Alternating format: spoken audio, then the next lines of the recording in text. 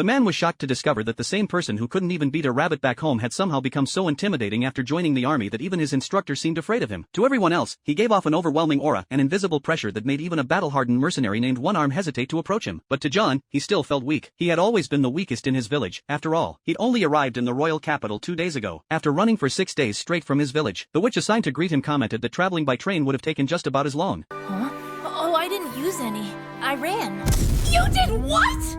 Are you serious? When she realized John had literally outrun a train, her jaw dropped. She began to suspect that his strength wasn't human at all. John, however, simply shrugged and said, if it were my grandpa, he'd make it in 2 days. Curious, the witch asked if he'd run into any monsters on the way. John replied that he was lucky he hadn't encountered a single one. Just a few animals, like giant bugs and fire-breathing lizards. The witch nearly spilled her coffee. Those are dangerous monsters, she yelled. But John insisted that real monsters were the ones who went around shouting about ruling the world. The witch froze for a moment, then blurted out, that's a demon lord, flailing so wildly that she scalded herself with hot coffee. John quickly pulled out a handkerchief to help her wipe her face, and to her shock, her skin became soft and glowing, her wrinkles and freckles vanishing instantly. It turned out John had enchanted the handkerchief. By writing ancient runes on it, it could remove any stain, no matter how stubborn. The witch just stood there in silence, because rune magic was among the most complex and forbidden forms of sorcery. To master even one rune meant having the power to destroy a nation, and John had just used it to clean dirt off a facecloth. The next day, while running errands, John saw a girl cornered by a huge insect. He casually stomped it flat, picked up the carcass, and tossed it away like trash. Then, noticing the girl trembling, he gently comforted her. When he saw mud on her face, he once again used his handkerchief to wipe it off, then walked away as if nothing had happened. The girl, Celine, stood frozen, her heart pounding. She had been cursed since childhood, her head bound by layers of leather straps she could never remove. Because of that, she was ridiculed and feared by everyone, believing she was unworthy of kindness. But when she got home that night, the straps simply fell off. She realized it must have been John's enchanted handkerchief that broke the curse. On the 3rd day, the army's enlistment exam finally began. The instructors had gathered several famous individuals, including the notorious mercenary One Arm, a woman known for beating her own employers half to death and still on the wanted list. She was promised amnesty if she joined the military, but as soon as she sat near John, she froze in terror. That quiet, plain-looking man beside her radiated an aura stronger than anyone she had ever met. John, unaware of this, tried to strike up a conversation. One Arm instantly went into a combat stance, thinking she was about to die, but all John wanted was to introduce himself. Before he could finish,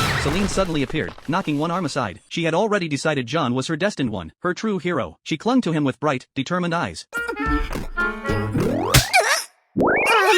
Beg your pardon. Who is this supposed to be? Fantastic! This one's bonkers! Was that sarcastic or are you just blind? Oh, God help! Until John awkwardly explained that they had just met. Celine blushed and backed off. The exam finally began. The instructor's eyes never left John for a second, because if that man ever went berserk, no one present could stop him. The next day, when the results were posted, John stared in disbelief. He had failed the test.